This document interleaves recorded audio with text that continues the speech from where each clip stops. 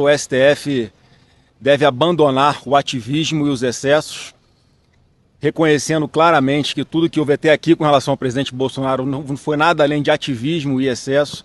A gente falamos sobre política e, da minha parte, o recado que eu quero dar para todo mundo, para que não haja dúvidas, é que, independente de como as coisas vão transcorrer daqui para frente, eu, Tarcísio, nós, os partidos de centro-direita... Escândalo. O STF vai abandonar o ativismo depois de Bolsonaro. É isso mesmo que você ouviu. A própria Folha de São Paulo soltou um editorial bombástico que confessa os excessos e o ativismo judicial contra o nosso capitão. E agora, com a chegada do ministro Fachin na presidência do Supremo, o que a grande mídia está pedindo? Autocontenção. Depois de tudo que fizeram com o Brasil e a nossa direita, será que o STF finalmente vai recuar? Mais do que isso, Tarcísio esteve com o presidente. Qual foi o recado? A união da direita para 2026 está selada? Fica comigo que eu vou te mostrar a confissão da imprensa e os bastidores do acordo que pode recolocar o nosso Brasil nos trilhos. A pátria nos chama. Quero agradecer a presença a visita do nosso amigo Tarcísio, nesse momento difícil que o meu pai atravessa. Eu quero fazer um breve comentário aí, que é o editorial da Folha de São Paulo de hoje, dizendo que, passada a condenação do presidente Bolsonaro, o STF deve abandonar o ativismo e os excessos, reconhecendo claramente que tudo que houve até aqui com relação ao presidente Bolsonaro não foi nada além de ativismo e excesso. E esse mesmo editorial trazendo que agora, nesse momento em que o presidente Fachin está assumindo, que o ministro Fachin está assumindo a presidência do Supremo Tribunal Federal, esse editorial fala em autocontenção do Supremo, que deve ser a sua missão principal. Então eu quero pedir a Deus que realmente dê muita sabedoria e força ao ministro Fachin para que ele consiga fazer essa autocontenção, que foi tudo que não aconteceu, tudo que nós sempre queríamos que tivesse acontecido desde o início, para que não chegássemos até hoje o Bolsonaro, prova viva de que esses excessos continuam. Alguém que foi preso por uma ação em que ele sequer foi denunciado, já há alguns dias já era para ele ter tido as suas medidas cautelares suspensas, revogadas, e até agora a gente não vê nenhuma resposta do ministro relator. Então, dito isso, a conversa aqui hoje com o Tarcísio foi realmente uma visita de amigo, bate-papo sobre amenidades, obviamente falamos sobre política, e, da minha parte, o recado que eu quero dar para todo mundo, para que não haja dúvidas, é que, independente de como as coisas vão transcorrer daqui para frente, eu, Tarcísio, nós, os partidos de centro-direita, vamos estar juntos de qualquer forma em 2026 para a gente recolocar o Brasil nos trilhos a partir de 2027. O governador será candidato? Foi definido isso hoje? Sou candidato à reeleição. A presidente? Não, a reeleição. Reeleição em São Paulo, como eu tenho dito. Vocês discutiram isso hoje? Não, isso aí já está claro. O que eu vim aqui fazer uma visita de cortesia, eu vou vir visitar um amigo, uma pessoa que para mim é muito importante, foi importante na minha história, que eu tenho em consideração. Os amigos são amigos nos momentos bons e nos momentos ruins. O presidente está passando por um momento difícil, e é nesse momento difícil que os amigos têm que aparecer, têm que dar a mão, têm que prestar solidariedade. É muito triste ver o presidente na situação que ele está, assim, a gente conversando e ele soluçando o tempo todo, né? Isso ainda é consequência das várias cirurgias que ele fez, consequência do atentado covarde que ele sofreu, que quase ceifou a vida dele, não ceifou pelas mãos de Deus, e o presidente ali, tirando força, sofrendo muito.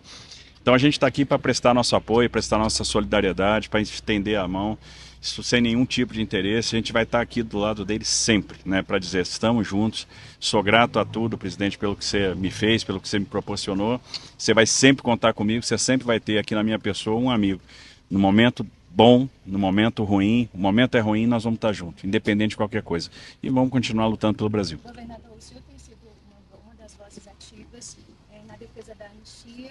A gente está em semanas em que esse texto vem sendo discutido. Imagino que tenha sido uma pauta dessa conversa também. Como é que continua sendo a posição do ex-presidente e também a do senhor? Olha, não foi pauta não, por incrível que pareça, a gente não conversou sobre isso. Mas eu quero dizer que eu já coloquei a minha posição claramente.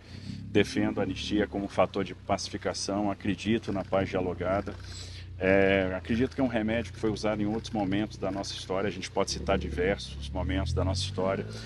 A gente pode se lembrar da Emenda Constitucional de 26 de 1985, que convocou a Assembleia Nacional Constituinte, que dava força para a anistia que veio em 79. A gente pode falar da recepção da anistia no texto constitucional, na ADCT, que traz a anistia e estende o seu período de 46 até a promulgação da Constituição em 88.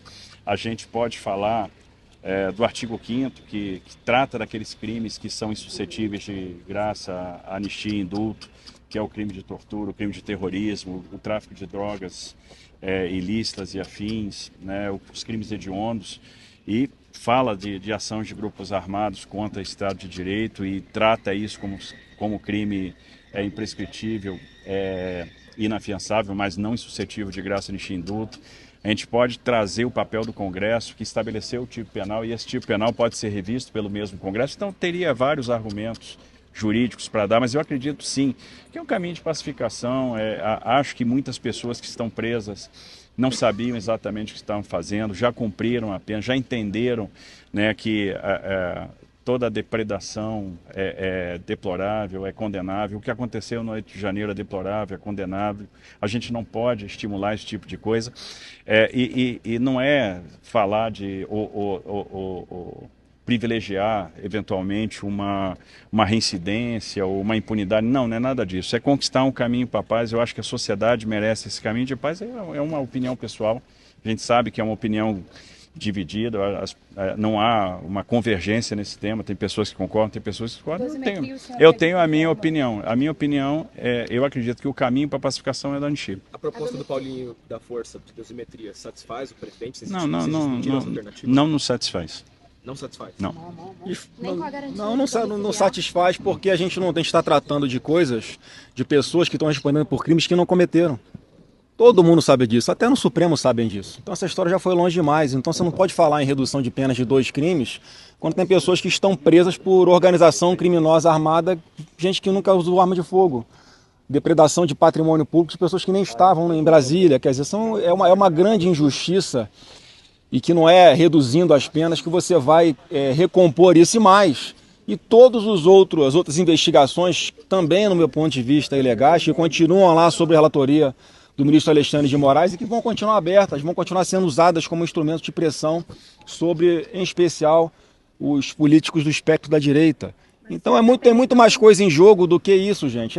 Então a anistia tem que ser para todo mundo, incluindo o presidente Bolsonaro, e a única forma que nós vamos ter de conseguir virar essa página e aí sim priorizar as coisas ali que precisam ser tratadas pelo Congresso Nacional. Só para encerrar, gente, o que a gente está aqui, né, para reafirmar nosso apoio, nossa solidariedade, nossa amizade ao presidente, para dizer que independente de qualquer coisa nós estaremos juntos. Eu acho que nós acreditamos nesse país, acreditamos que esse país pode ter um caminho diferente, um reencontro com as suas vocações, um reencontro com aquilo que a gente está desperdiçando em termos de oportunidade. Está aí o Brasil com um sério problema fiscal que precisa ser olhado. Se isso não for olhado, a gente vai ter uma trajetória de dívida que vai explodir. Tem problemas de segurança. Eu acho que nós temos fórmulas, nós temos receitas, a gente sabe o que pode dar certo e a gente vai estar unido nesse propósito e unido sempre com o presidente Bolsonaro, que é a grande liderança de um movimento que era envergonhado e que ganhou corpo, ganhou as ruas.